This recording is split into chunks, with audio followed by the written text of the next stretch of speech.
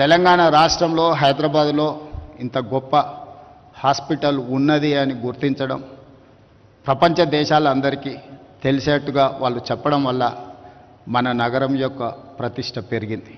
అందుకే ఈరోజు రాష్ట్ర ప్రభుత్వం వైద్యం మీద ప్రత్యేకమైన శ్రద్ధ పెట్టి కార్పొరేట్ సెక్టర్లనే కాకుండా ప్రభుత్వ రంగంలో కూడా ఈ వైద్య సహాయాన్ని అందించాలని మోర్ దాన్ 100 years హిస్టరీ ఉన్న ఉస్మానియా హాస్పిటల్ ఇప్పుడు అక్కడ బిల్డింగ్ కానీ అక్కడ ఉన్న ఇన్ఫ్రాస్ట్రక్చర్ సమస్యలను ఎదుర్కొంటుంది అని చెప్పి గుర్తించి గోషా మహల్లో 30 ఎకరాలలో 2700 బెడ్స్తోని దాదాపుగా 3000 కోట్లతోని ఈరోజు నూతనంగా ఉస్మానియా హాస్పిటల్ని మనం నిర్మించుకోబోతున్నాం, పనులు ప్రారంభించినాం.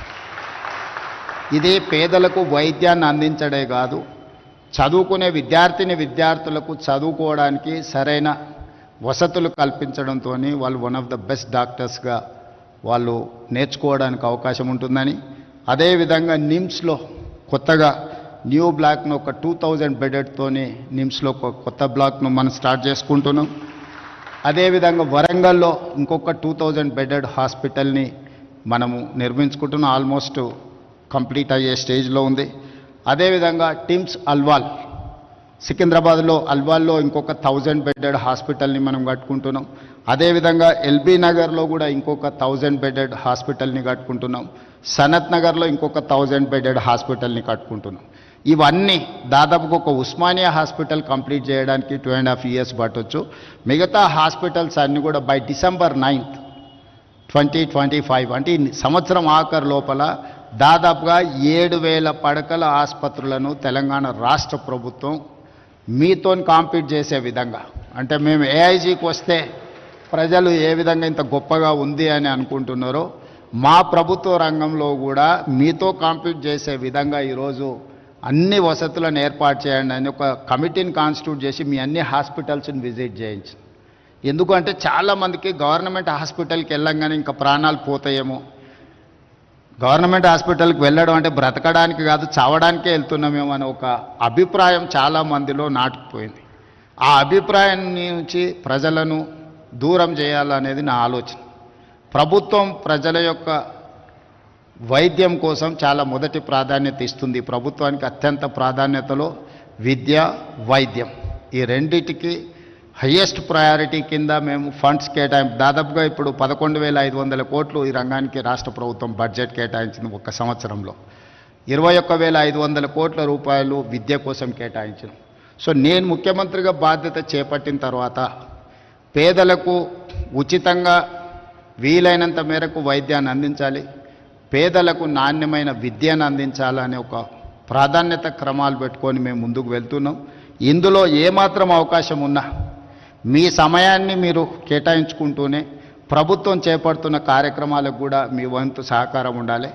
నేను ఈ వేదిక మీద నుంచి రాష్ట్రంలో చదువుకున్న డాక్టర్లందరికీ నేను ఒక విజ్ఞప్తి చేస్తున్నాను.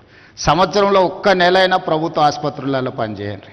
11 నెలలు మీరు మీకు నచ్చిన ప్లేస్లో మీకు నచ్చిన జీతం తీసుకొని మీకు నచ్చిన లైఫ్ను మీరు లీడ్ చేయండి. సోషల్ రెస్పాన్సిబిలిటీ కింద సంవత్సరంలో ఒక్క నెల ఎక్కడైనా మీకు ఏదో ఒక హాస్పిటల్లో ఒక నెల రోజులు డాక్టర్లు సమయం కేటాయించి పేదలకు వైద్యం చేస్తే డెఫినెట్గా you will get that pleasure.